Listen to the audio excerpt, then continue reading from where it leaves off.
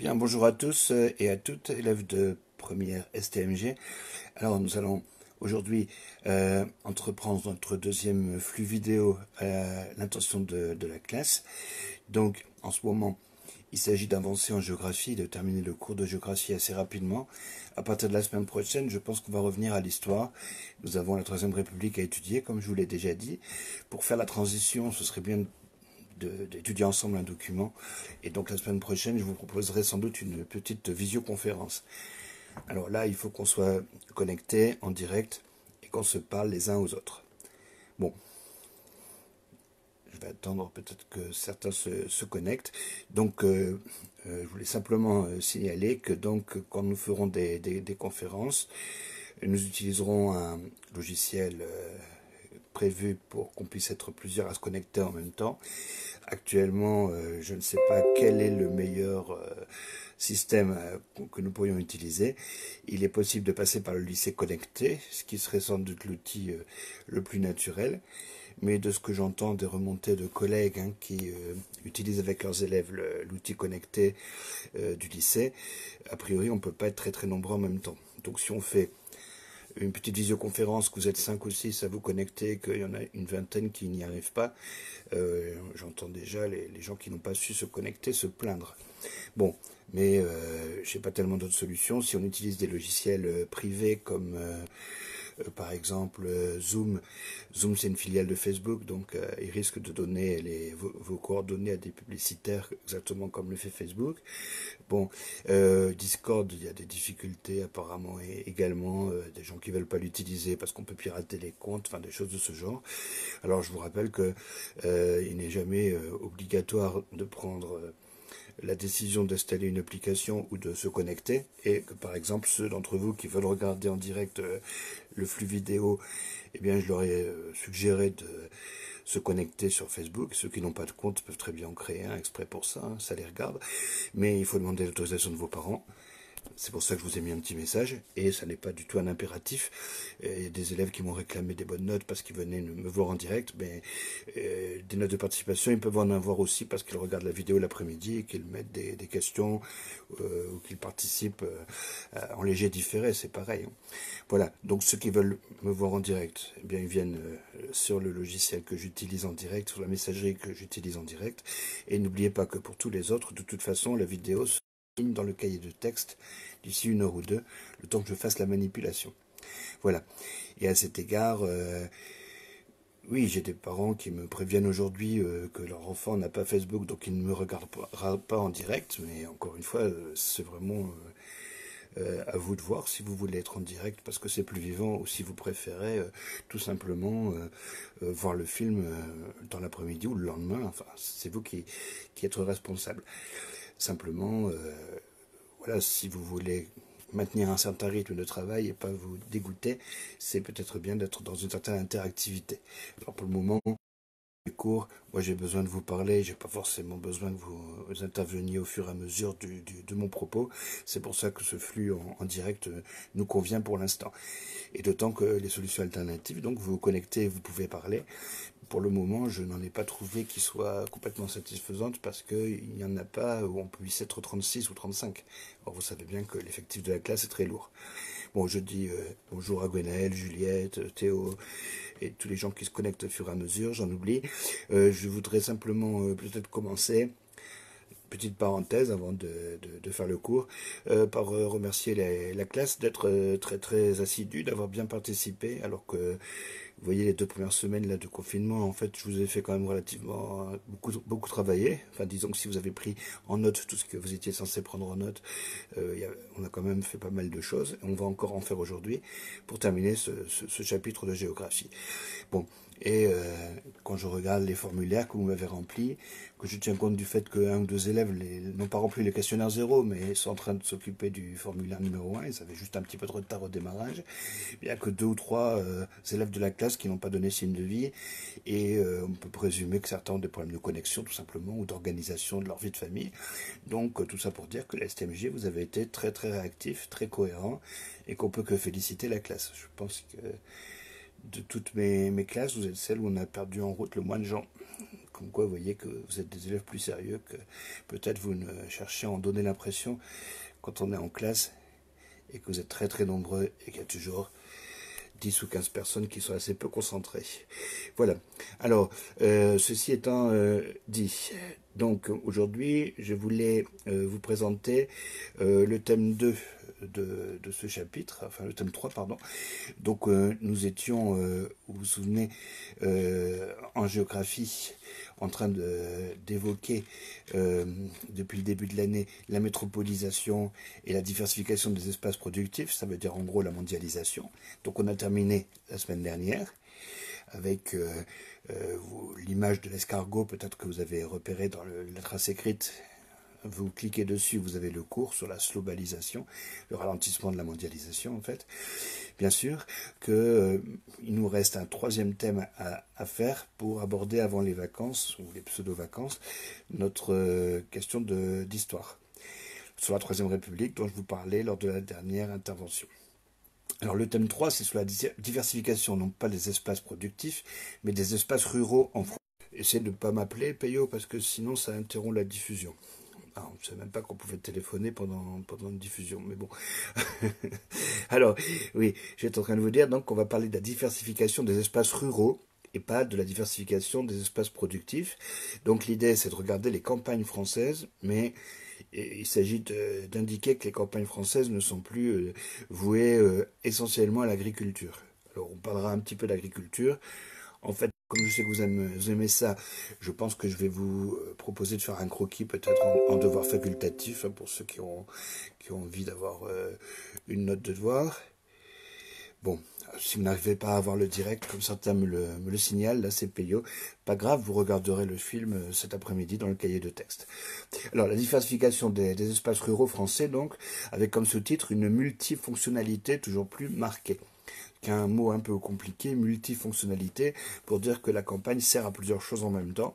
Et donc c'est évident qu'il suffit de votre expérience personnelle. Hein, vous quittez Saint-Jean-de-Luz vers Asquin et Saint-Pé, et vous allez voir que, évidemment, vous allez apercevoir quelques fermes, mais aussi quelques établissements scolaires, quelques gymnases, quelques zones industrielles, des supermarchés, des stations essence. Autrement dit, cet espace qui était rural il y a encore 15 ou 20 ans, l'est un petit peu moins aujourd'hui. Et donc, dans les campagnes, vous avez non seulement pas mal d'habitants de la campagne qui ne sont pas des agriculteurs et des ruraux, donc qui n'appartiennent pas au monde paysan, entre guillemets. Bonjour Mathilde. Justement, Mathilde habite un peu à la campagne, mais ça n'est pas forcément quelqu'un qu'on classera comme rural. Citadine, par beaucoup de sociologues sans doute. Et alors, je ne serais peut-être pas d'accord, mais c'est toute l'ambiguïté ou l'intérêt de la question. Vous avez des gens qui habitent à la campagne et qui ne sont pas considérés comme vraiment campagnards, mais ils ne se sentent pas forcément urbains, ils sont entre deux. Et donc, en réalité, le sujet principal de ce chapitre, c'est le périurbain. Le périurbain, c'est l'espace qui est autour des villes. Et chaque ville a tendance à voir une partie de sa population habiter au-delà même des banlieues, dans les campagnes proches. Et du coup, ces campagnes sont transformées parce qu'on a affaire à des villages, mais les habitants de ces villages sont plutôt des gens qui ont des habitudes, des styles de vie citadins, des façons de consommer qui sont assez urbaines. Et il est clair que, évidemment, si vous êtes dans un village de plusieurs milliers d'habitants, vous avez le sentiment que c'est plus vraiment un village, mais ça s'applique aussi à des toutes petites communes. Surtout en France où on a 36 000 communes, ça veut dire que là où il y aurait eu des regroupements, dans beaucoup de pays étrangers on a regroupé les communes, nous on a seulement des intercommunalités. Donc on va discuter du fait que les campagnes sont de plus en plus des zones habitées par des citadins, premier problème, ou premier phénomène. Deuxième phénomène, vous voyez bien à Saint-Jean-de-Luz avec la spéculation frénétique qui caractérise le marché local, le prix du foncier dans les villes augmente beaucoup, donc toutes les activités qui sont consommatrices d'espace ont tendance à partir là aussi vers la périphérie de la ville, dans des zones d'activité, des zones industrielles, et au-delà même des banlieues, quelquefois en pleine campagne. Alors c'est évident qu'un aéroport, par exemple, vous n'allez pas le mettre en centre-ville, mais les hypermarchés, les usines, les écoles, il y a énormément de services publics ou privés qui sont typiques normalement de la ville et qui se retrouvent exurbanisés. Vous voyez par exemple les hôpitaux ont tendance à être fermés en ville et reconstitués à la campagne. Alors à Bayonne, on a un peu un mélange des deux, parce que l'hôpital public a été rénové sur place, ce qui a coûté beaucoup d'argent, mais enfin c'était la volonté de maintenir une centralité dans le quartier Saint-Léon. Et puis vous avez une grande clinique privée qui fait un peu concurrence à l'hôpital public, qui est du côté de Mouguer, Saint-Pierre-d'Irue, vraiment dans une zone assez rurale. Donc l'espace rural français, c'est de moins en moins un espace dans lequel il y a des champs, des friches, des forêts et uniquement ça. C'est de plus en plus un espace où il y a des lotissements, ou bien des gens qui font construire dans le jardin de leurs parents, de leurs grands-parents, et puis des services, casernes de pompiers, hypermarchés, entrepôts, qui normalement étaient en ville et qui se retrouvent à la campagne. Donc le paysage a beaucoup changé et l'utilisation du sol aussi, à tel point que quand une campagne est encore vouée à des activités purement rurales, on appelle ça le rural profond. Bien sûr que dans un pays comme la France, qui est très urbain et très moderne finalement, ce rural profond est en voie de disparition. Donc dans notre cours, il y aura deux parties. Il y a une partie, je vais vous en donner les titres, que vous trouverez sous forme de prise de notes dans le cahier de texte, un rappel de quelques définitions, c'est pas le plus important. Et il y a une deuxième partie qui sera le commentaire du petit film qui est déjà en ligne dans le cahier de texte et que j'espère vous avez pris la peine de regarder. Sinon, il faudra essayer de le regarder. C'est un petit film d'interview où on voit le boulanger du village, le maire, l'agriculteur, chacun s'exprimer sur l'intérêt qu'il y a à ne pas habiter en centre-ville mais en périphérie. Ou plutôt pas habiter dans la ville-centre mais en périphérie. Et si possible, assez loin, très, très urbain. Quand on parle de banlieue, il y a d'ailleurs une ambiguïté. Il faudrait utiliser des mots différents parce que, vous voyez, il y a ce qu'on appelle les faubourgs, autrefois, en vieux français. Autrement dit, c'est des communes qui sont limitrophes de la ville-centre et qui sont urbanisées d'une manière assez dense, comme elle. Et puis au-delà des faubourgs, il y a ce que les Anglais appellent quelquefois les suburbs, mais justement, on a des difficultés à traduire. Et on est dans un espace plus rural. Au départ, la banlieue, c'était juste la zone de la campagne qui obéissait à la justice de la ville. Donc, par exemple, ici, la justice de Bayonne allait jusqu'à Villefranche à peu près, vous voyez, le long de la Nive. Bien sûr qu'aujourd'hui, si vous habitez un village du côté d'Ichatsu, par exemple, vous ne direz pas que vous vivez en banlieue. Vous êtes dans le périurbain. Mais les Américains qui font comme nous, qui aiment bien vivre dans des lotissements ou dans des maisons loin des villes-centres pour payer moins d'impôts, avoir plus d'espace pour les barbecues dans leur jardin, disent de même, nous sommes une nation de banlieusards. Ça veut dire qu'eux, ils ont intégré l'idée que la banlieue, ça pouvait être rural.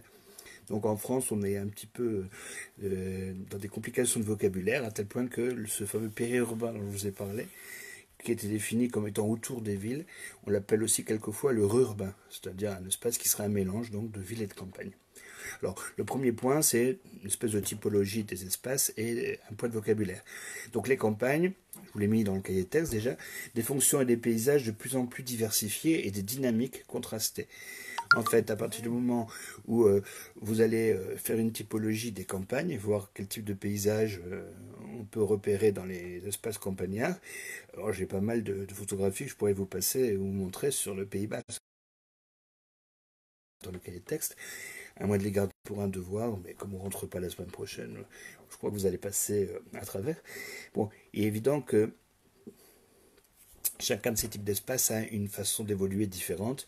C'est pour ça que j'ai mis dans le titre dynamique contrastée. En gros, si vous êtes dans un espace rural où il n'y a vraiment que de la ruralité, des vaches, peut-être un vétérinaire si vous avez de la chance, quelques paysans, mais pas de gens qui font la navette tous les jours pour aller travailler en ville, bien là vous avez un espace qui est en général est un peu replié sur lui-même. Les vieux sont tout seuls parce que les jeunes sont partis, il n'y a plus de naissance, la population diminue. Et on va retrouver ces campagnes essentiellement dans ce qu'on appelle le diagonale aride, donc une espèce de bande qui prend en écharpe la France entre la Lorraine et le Toulousain, où là vous avez beaucoup d'espace, un peu en voie de désertification, et quelques secteurs de cet espace sont des secteurs ruraux. Alors, c'est la première chose à remarquer, c'est le fait que les campagnes qui ne sont pas diversifiées vers d'autres activités que l'agriculture sont en perte de vitesse. Vous verrez qu'il y en a quand même de moins en moins. Alors, cela ne veut pas dire que dans les espaces qui cumulent à côté de l'agriculture d'autres activités dominantes, ça ne veut pas dire que ces espaces-là ne sont plus agricoles non plus. Donc je vous rappelle que l'agriculture en France, ça reste un secteur très important, même si en termes de nombre d'emplois, c'est très faible. On a une agriculture très très moderne, qui n'est pas labour intensive, c'est-à-dire qui n'a pas besoin de beaucoup de bras. Une agriculture qui travaille avec des machines. Et les bras, quand on en a encore besoin, ben, ce sont des saisonniers qui vont faire les récoltes, par exemple les moissons, le ramassage, la cueillette des fruits, pardon, euh, euh, les vendanges, je ne trouvais plus le mot, et d'ailleurs des emplois précaires. Alors c'est des gens qui font ça en plus de leur emploi réel, ou bien ce sont des étrangers, des migrants qui ont trouvé ce petit boulot. Mais l'agriculture n'offre plus, comme ça a été le cas dans les décennies précédentes, beaucoup d'emplois. Il y a peu d'exploitants, il y en a même de moins en moins. Et pourtant, la production, elle ne baisse pas. Hein. On a un secteur qui est de plus en plus efficace, de plus en plus rentable. D'ailleurs, cette agriculture très rentable, très productiviste, elle a des défauts par rapport à ce qu'on appelle le développement durable, parce qu'elle n'est pas très équitable, pas très juste. En fait, elle favorise les grosses exploitations qui touchent beaucoup de subventions et pas les petites. Elle n'est pas très vivable, agréable. Vous voyez que si on a des émissions comme l'amour est dans le pré, c'est parce que les agriculteurs sont peu nombreux et ils n'ont pas de vie sociale et familiale forcément épanouie. Et puis il y a un dernier point, il faut remarquer que cette façon de travailler n'est pas très viable. À long terme, il va falloir arrêter parce que trop d'engrais, trop d'irrigation, trop d'OGM, tout ça n'est pas conciliable avec un développement euh, durable, au sens soutenable, c'est-à-dire dans le temps. On sait bien que les nappes phréatiques, par exemple, sont en voie d'être atteintes un peu partout par la pollution, que la plupart des rivières sont déjà très polluées. Notre agriculture est une agriculture sale, entre guillemets, parce qu'on a poussé les agriculteurs à une agriculture trop moderne, sans doute, et il est question de revenir en arrière. Les agriculteurs parlent de développer une agriculture plus raisonnable, ou plus raisonnée, et les écologistes et les personnes plus radicaux parlent de développer tout simplement une agriculture biologique. Mais en fait, l'idée est un peu la même, c'est de raccourcir les circuits et de moins polluer et d'être peut-être un peu plus économe dans l'utilisation de pesticides, par exemple, qui provoquent des cancers, des maladies, etc. Mais l'agriculture joue un rôle important et non seulement parce que elle crée, vous voyez, de la richesse dans les campagnes, mais elle fait de la France une des grandes puissances agroalimentaires dans le monde. Il y a ce qu'on appelle l'arme alimentaire, en anglais le food power, c'est-à-dire qu'il y a quelques pays dans le monde qui produisent plus de blé et de céréales en général qu'ils n'en consomment. Alors ces pays-là sont des pays occidentaux et proches des États-Unis, et ça donne à l'Occident une espèce de moyen de pression, notamment sur les régimes par exemple nord-africains. Alors bien sûr la situation est devenue plus complexe avec l'émergence des pays en développement. Une grande puissance comme la Chine par exemple vend beaucoup de blé à l'étranger, mais elle en achète par ailleurs et globalement sur l'année elle serait plutôt déficitaire. Donc franchement, avoir une production agricole très très massive, comme c'est le cas en Europe et aux États-Unis, c'est aussi une arme diplomatique. Or ça a un coût, parce que dans un marché unique mondialisé, notre production agricole n'est pas très concurrentielle. Donc les États-Unis donnent des primes à ceux de leurs agriculteurs qui exportent, et les Européens donnent des primes à la production. Alors ça crée un malaise des agriculteurs parce qu'ils ont l'impression d'être assistés et de toucher des subventions. Mais en même temps, s'il n'y avait pas ce système, on n'aurait pas de maintien de l'agriculture parce qu'elle serait devenue, si vous voulez, non concurrentielle, non compétitive à l'échelle du monde. Donc dans l'espace agricole, on constatera, en faisant une carte de France peut-être, quelles sont les grandes spécialités, les grandes spécialisations, disons, du territoire. Donc la France produit des céréales, elle a deux grands bassins sédimentaires, aquitains et parisiens, qui sont encore plus vastes, qui permettent ça. Mais par ailleurs, on produit aussi de la chose. C'est un pays qui a la chance d'avoir un climat très diversifié et de produire, comme vous le savez, beaucoup de raisins. Alors les deux principales régions françaises pour la production agricole sont aussi les deux principales régions européennes, celles qui ont le plus gros chiffre d'affaires agricole. C'est le Grand Est, autrefois la Champagne, et la Nouvelle-Aquitaine, autrefois la Petite Aquitaine toute seule. Elles étaient déjà ces deux régions en tête. Alors vous voyez que le vin de Bordeaux et le vin de Champagne expliquent les performances économiques de ces deux régions, hein, l'Est et le Sud-Ouest. bien sûr que ça ne veut pas dire qu'on ne produit que du vin dans ces régions, mais c'est une des activités qui est, disons, les plus lucratives. Donc on a un espace qui se transforme, mais dans tous les espaces ruraux français, l'agriculture continue à être importante et à profondément marquer le paysage. C'est-à-dire que c'est dans une région de bocage où on fait de l'élevage bovin, par exemple, on a un type de paysage que vous n'aurez pas quand on fait surtout de l'agriculture et de l'open field, hein, donc des champs labourés sans haies. Et si vous habitez évidemment sur les coteaux du Var, vous allez voir de la vigne, vous êtes en Provence, c'est pas du tout le même paysage que si vous êtes en Flandre et qu'il y a du houblon au coin de votre rue. Donc l'espace rural se transforme, il n'est pas seulement rural, mais ça ne veut pas dire que la production agricole ne compte plus du tout dans les paysages. Et on fera une carte pour ça. Le point B, c'est l'irruption de nouvelles fonctions liées au desserrement urbain. Tout à l'heure, les villes se desserrent, ça veut dire qu'en gros, leur densité de population a tendance à diminuer globalement. Si vous voulez, à Saint-Jean-de-Luz, par exemple, entre la rue du Midi et la plage, alors certes, à l'époque, il y avait un quartier qui a été ensuite détruit par la mer, il y avait 20 000 habitants au XVIIe siècle. Donc vous voyez qu'aujourd'hui, Saint-Jean-de-Luz est beaucoup plus étendue, et elle est plutôt moins peuplée. Alors comment se fait-il? Les gens vivaient un peu entassés les uns au-dessus des autres, et puis il y avait en ville assez peu d'espace consommé par autre chose que la fonction résidentielle. Bon, aujourd'hui, on a un espace urbain qui se transforme, on a une appétence en plus en France pour la maison individuelle. Alors, les Basques parlent d'Etche, mais en fait c'est assez national. Les Français aspirent à avoir une maison avec un jardin, et d'ailleurs les jeunes de plus en plus veulent des pleins pieds, pour le cas où ils deviendraient vieux un jour et qu'ils ne veulent pas monter l'escalier. Enfin bon, c'est culturel, ça peut d'ailleurs prêter à sourire, mais on n'est pas en Espagne où l'idéal de beaucoup de gens c'est d'avoir un attico en centre-ville. Non, là, on est dans un idéal de maison individuelle. Ça concourt à faire que la ville gaspille de plus en plus de place. Il faut qu'elle s'étende et ça crée une prolifération urbaine. Donc c'est ça qu'on appelle le desserrement, c'est le fait que la ville occupe plus de place même sans gagner de population. Comme par ailleurs elle gagne de la population parce que les gens font encore des enfants et puis il y a des gens d'ailleurs qui s'installent au moins dans certaines villes, eh bien, forcément l'extension spatiale est importante. Comme je vous disais tout à l'heure, en plus d'avoir une augmentation de la population qui provoque donc un étalement urbain, il y a des activités typiquement urbaines qu'on trouve à la campagne.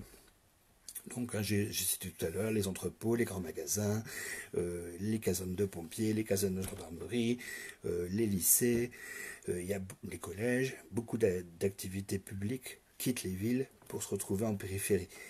Si vous prenez l'exemple lusien, ça fait très longtemps qu'on évoque la possibilité de transférer la caserne des pompiers, qui est en centre-ville, et de la mettre quelque part en périphérie. Alors, a priori, là, ce projet est arrêté pour l'instant. Vous voyez que c'est la tendance quand même. Et beaucoup de commerçants ferment leur magasin en ville pour en ouvrir un autre en périphérie, plus grand, avec un plus grand parking pour accueillir les gens. Et un promoteur quelconque, rachète le magasin pour y faire des résidences, par exemple. Et les clients sont assez satisfaits de devoir sortir de la ville en voiture, certes, mais de pouvoir stationner et de faire leurs courses tranquillement. Donc ces nouveaux modes de vie concourent à faire que la ville a un peu envahi la campagne, mais elle ne se substitue pas à la campagne, elle se mélange à la campagne. C'est pour ça qu'il y a la naissance d'un espace mixte qui en fait occupe aujourd'hui l'essentiel du monde rural. Donc notre sujet c'est les campagnes, et on verra que la plupart des territoires ruraux, la plupart des campagnes n'en sont plus vraiment. C'est des zones mixtes. Il n'y a plus d'échelle urbain-rural, il n'y a plus une vraie séparation. Avant, il y avait la ville d'un côté et la campagne de l'autre, c'est très très différent. Aujourd'hui, il y a beaucoup de gens qui habitent un espace mixte qui est un peu urbain, beaucoup rural.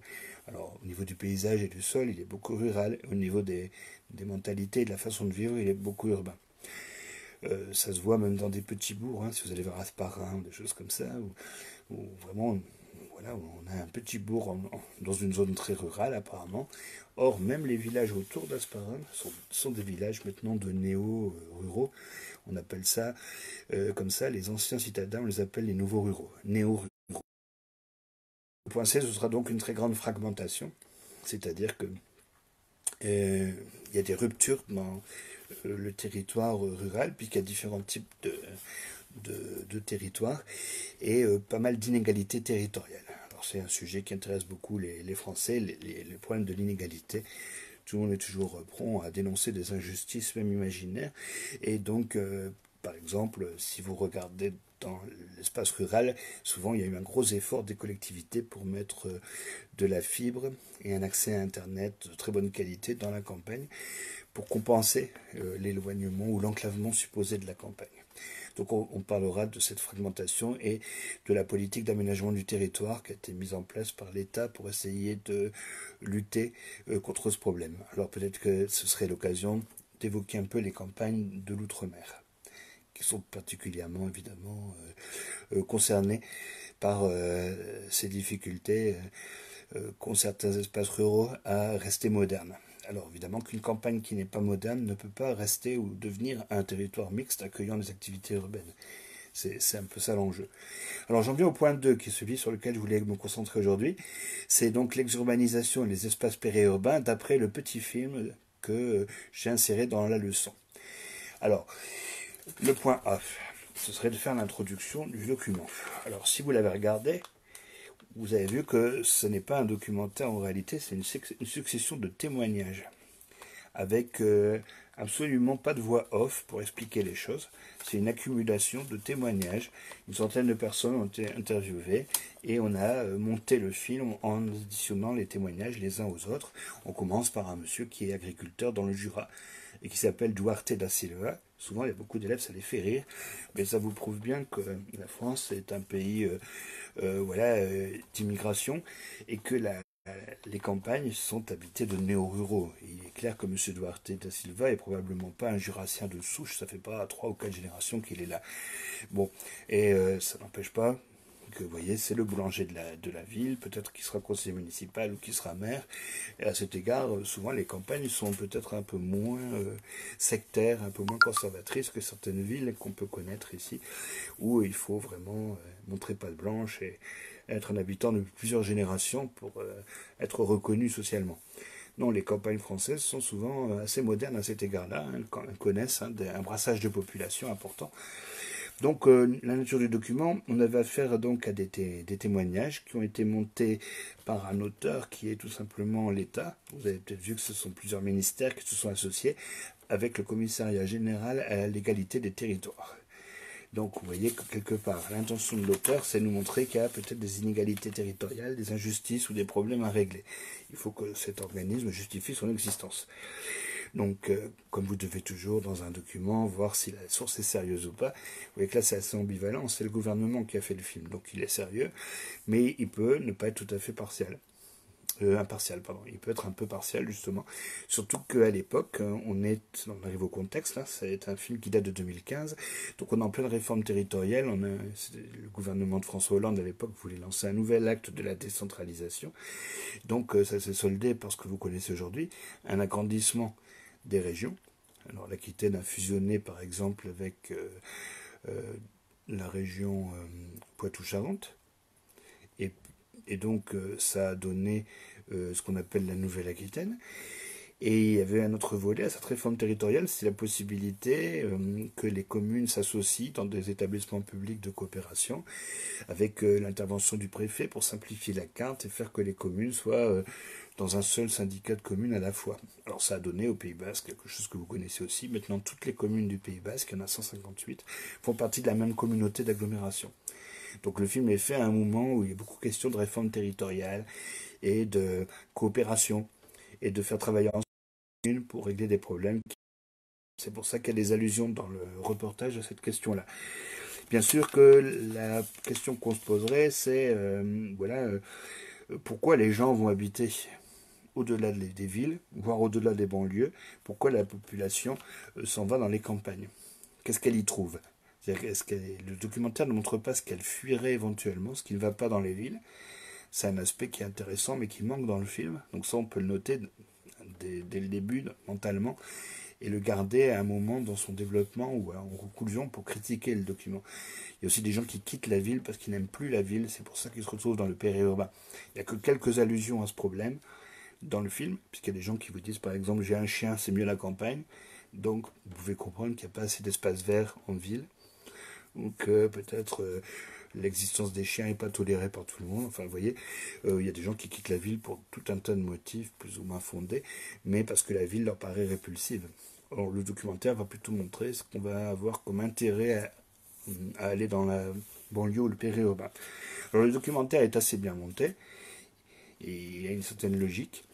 Donc, les premières interventions, c'est pour vous montrer qu'il y a deux types de populations dans les villages et dans le périurbain.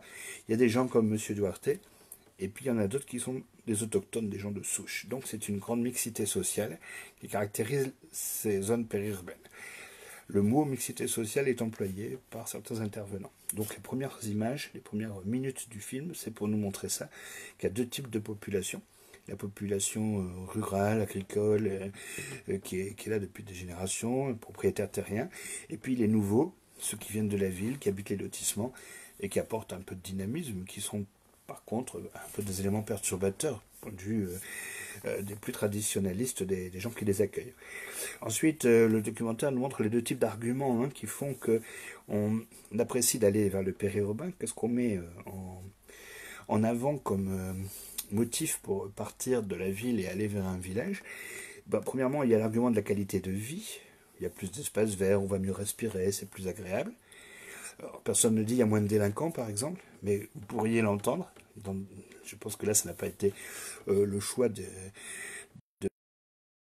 garder des propos qui auraient été trop hostiles à la ville, bien sûr. Bon, mais vous avez des gens qui fuient la ville aussi. Donc quand on part dans la campagne parce qu'on y trouve une qualité de vie, c'est qu'on estime ne plus la trouver en ville. Donc vous avez l'argument de la qualité de vie, et puis le deuxième argument, c'est celui de l'animation et de la qualité des services dans la campagne. Alors oui, ça veut dire que les gens quittent la ville, mais veulent quand même se retrouver dans un espace qui offrira des services de type urbain.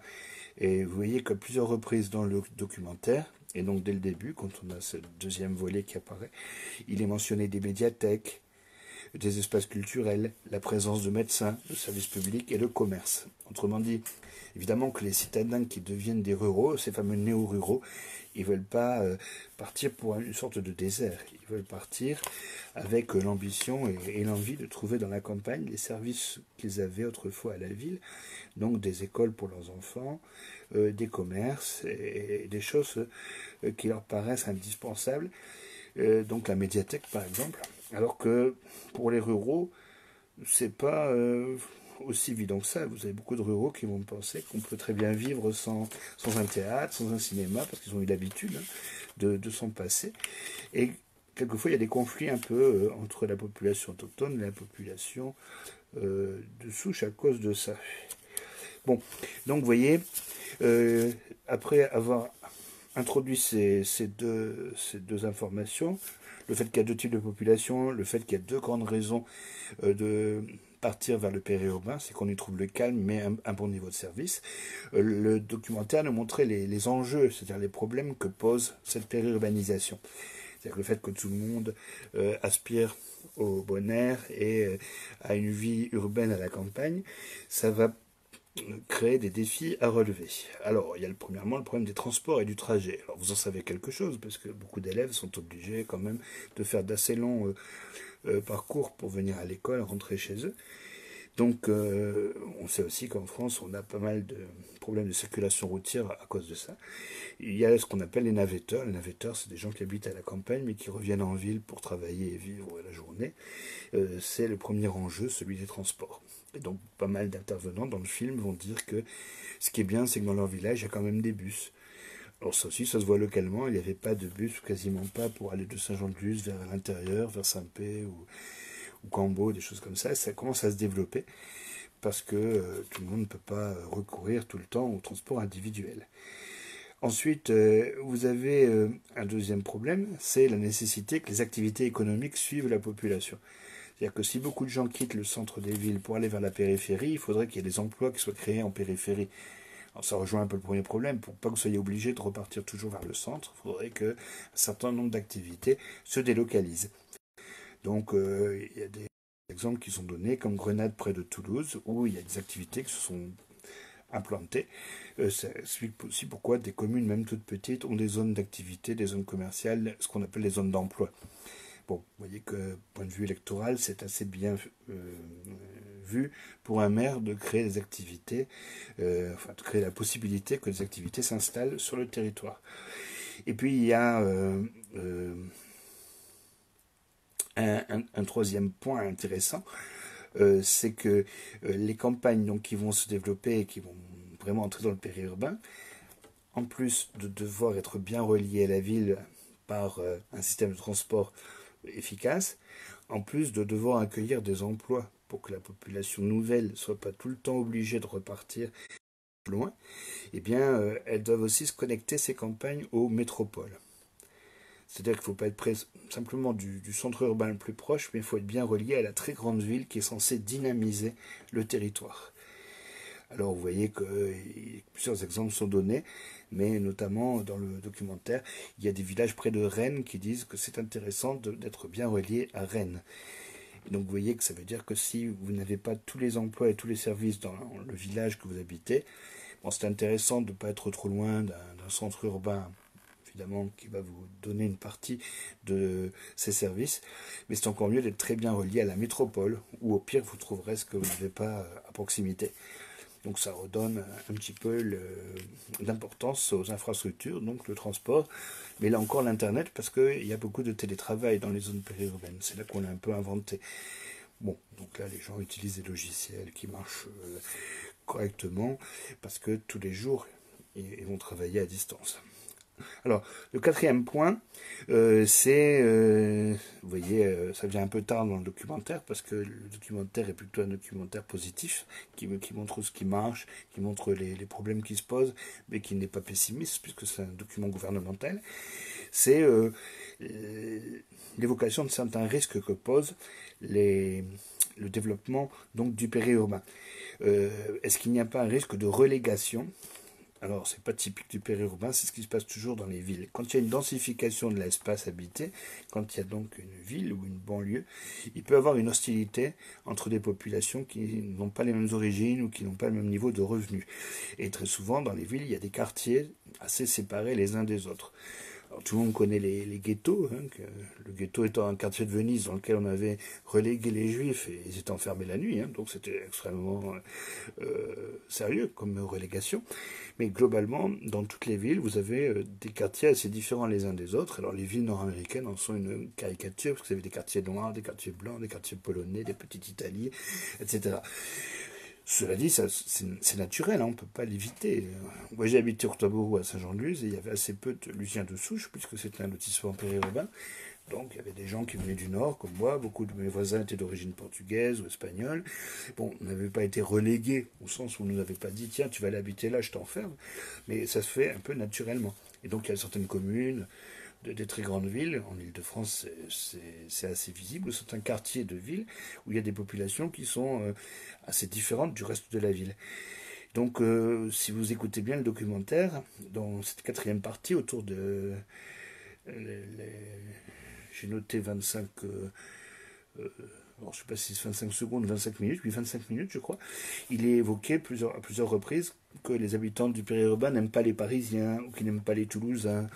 Vous voyez que donc, en même temps qu'on vous dit c'est bien d'être lié à la grande ville qui est la plus proche, vous avez un sentiment quand même d'hostilité aux populations que cette grande ville envoie chez vous.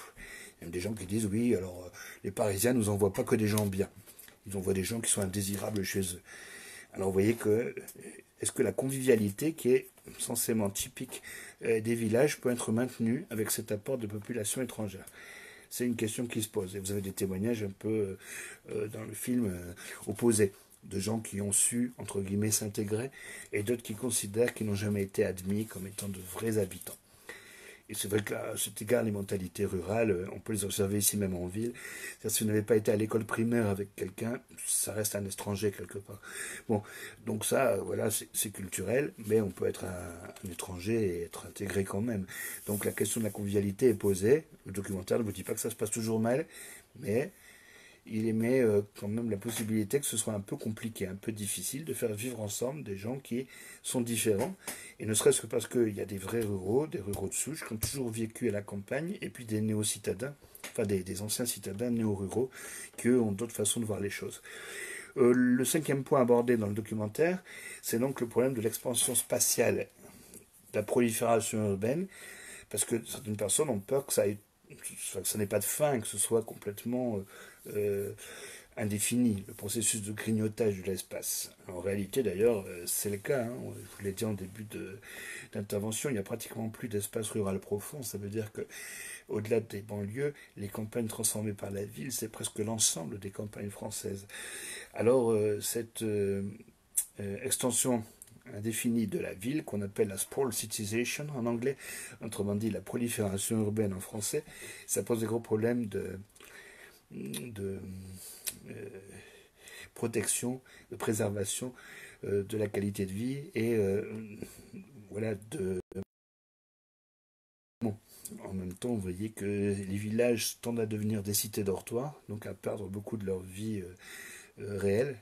La journée, les maisons sont vides. Les jeunes, c'est pas là qu'ils s'amusent. Les adultes, c'est pas là qu'ils consomment. Donc on a des villages transformés en cités dortoirs. Je pourrais donner des exemples locaux, mais je ne veux vexer personne. Il y a de très beaux villages. Alors, il y a écrit quand on arrive, hein, plus beau village de France, etc. Bon, mais qui l'hiver sont quand même en journée extrêmement morts. Bon, et donc vous avez ce phénomène de transformation du village en cité dortoir, et puis un problème de déprise agricole. Il est quand même évident que s'il est plus intéressant de faire classer ces terres en zone constructible que de revendre à un agriculteur, si c'est le cas, eh bien, tout le monde va essayer de le faire. Et on aura du mal à retrouver des repreneurs pour les activités agricoles. Et on aura du mal peut-être à maintenir aussi la cohésion foncière hein, des exploitations. Donc les campagnes sont un peu menacées par cette irruption de la ville sur leur territoire. Ça modifie les manières de vivre et ça pose aussi le problème, on va voir, du maintien, de la pérennité des activités vraiment rurales, parce qu'elles ne sont plus extrêmement rentables. Bien sûr que pour terminer le documentaire, on a posé des questions un peu plus politiques. On a demandé aux habitants du périurbain quelles étaient leurs priorités. Et vous voyez que c'est assez bien fait par le concepteur du documentaire. Il s'est arrangé pour que la conclusion ressemble au départ et que les interviews qu'il met à la fin reprennent aux questions qu'il avait posées au départ. Donc il faut quand même s'interroger sur l'objectivité complète du document. Mais d'après ce qu'on nous dit là, les gens sont préoccupés par la question des transports en commun, par la question de l'emploi en périurbain. Tout ça, on l'a déjà dit. Il y a un axe qui vous intéressera, vous, qui est celui de la jeunesse, qui arrive sur la fin. Il faut faire quelque chose pour les jeunes. Les jeunes s'ennuient chez nous. Les jeunes n'ont rien pour s'amuser. Vous voyez. Et puis ensuite, vous avez des inquiétudes parce que les services publics s'en vont. Il y a de moins en moins de médecins, de cliniques, de centres administratifs, de moins en moins de petites écoles. Et il y a aussi une concurrence qui est un peu déloyale des grandes surfaces à l'égard du commerce. Donc là, vous voyez que cette problématique, le documentaire prétendait la résoudre en disant, en gros, on va faire de l'intercommunalité. Voilà. Bien sûr que le documentaire et plutôt cette succession d'interviews vous laisse libre de penser ce que vous voulez du phénomène périurbain. Vous avez quand même un monsieur qui est interviewé et qui en dit beaucoup de bien, qui parle d'effet nénuphar et qui pense que en fait le périurbain peut tirer profit du dynamisme des villes. Alors c'est toute la question, ça nous renvoie au début de notre période de géographie, de la métropolisation. Une ville qui est une vraie métropole, c'est une ville qui crée des activités à tel point que c'est bénéfique pas seulement à elle-même, mais à toute la région qu'elle anime. Bon, alors, vous voyez, ça c'est une lecture linéaire du documentaire. Je vais vous donner une prise de notes dans laquelle c'est un peu plus organisé, où donc vous avez un grand A qui serait l'introduction du commentaire pour expliquer qu'on a affaire à un film qui est en fait une enquête, une succession de témoignages. Un grand B qui nous montre les défis à relever dans ce type de territoire, ce sera la première partie de votre développement. Un grand C qui montre les questions d'avenir, hein, la projection, qu'est-ce qui peut se passer dans l'avenir, est-ce que ces campagnes vont délibérément, indéfiniment plutôt, se transformer en ville, ou est-ce qu'on a atteint une limite.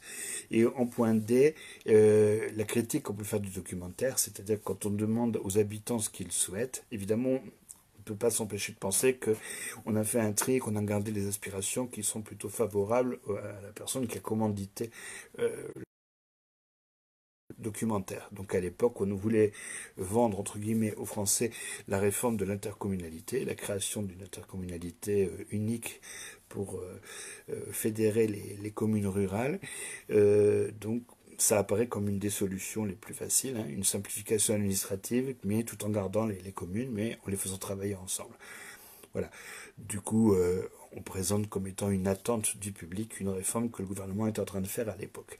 Donc, normalement, dans une conclusion, on essaye de montrer l'intérêt du document tout en étant un peu critique. Bon, là, vous voyez que, évidemment, ce sont des interviews qui ont été coupées, montées, et on vient de le voir, c'est assez bien fait. C'est assez facile de repérer des chapitres et des sujets, mais vous pouvez éventuellement ne pas être d'accord puisque ça se termine par un débat qui est plutôt politique pour ou contre, en gros, la périurbanisation, sachant que les gouvernements ont aussi fait passer, avant 2015, des lois pour renforcer l'existence, c'est-à-dire arrêter l'extension spatiale du périurbain et essayer de faire plus de construction dans les villes, dans les banlieues déjà denses.